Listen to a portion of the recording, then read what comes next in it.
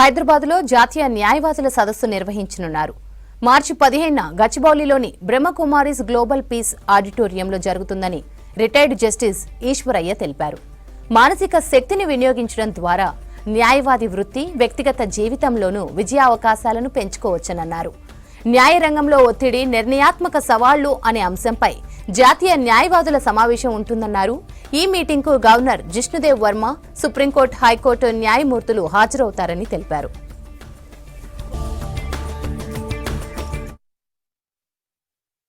సొసైటీలో పీస్ ఉన్నప్పుడే, శాంతి ఉన్నప్పుడే, సుఖం ఉన్నప్పుడే, సంతోషం ఉన్నప్పుడే సొసైటీ బాగుపడుతుంది.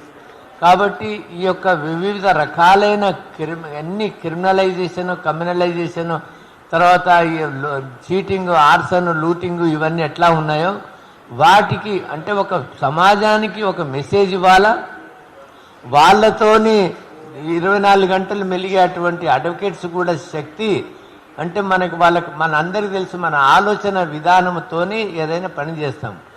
మనం ఆలోచన షార్ప్ ఉంటే, అంటే ఆత్మిక శక్తి ఉంటే, స్వశక్తి ఉంటే, తన బలం ఉంటే, తన యుక్తి శక్తి ఉంటే ఏ సమస్యనైనా తీర్చుకోవచ్చు.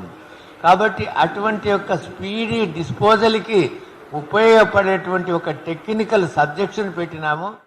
ఈ రోజుల్లో మనందరికి తెలుసు అన్నమాట, ఏ ప్రొఫెషన్ అయినా ఉండనియండి, అందరికీ స్ట్రెస్ అనేది ఉంటుంది. ఆ స్ట్రెస్ కారణంగా మన యొక్క ఏదైతే వర్క్ ఉందో ఆ వర్క్ని అంత ఎఫిషియెంట్గా చేయలేకపోతున్నాము. డెసిషన్స్ తీసుకోవడంలో కూడా కొంచెం వెనుక ముందు అనేది అవుతుంది. అయితే విశేషంగా ఈ కాన్ఫరెన్సు ఒకటైతే సమాజంలో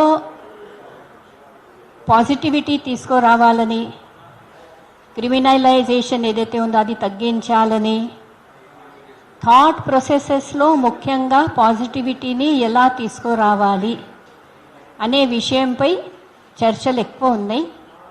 ఎందుకంటే మనలో ఎప్పుడైతే కామ్నెస్ ఉంటుందో, ప్రశాంతత ఉంటుందో, అప్పుడు ఆటోమేటిక్గా డెసిషన్ మేకింగ్ చాలా చక్కగా మనం చేయగలం.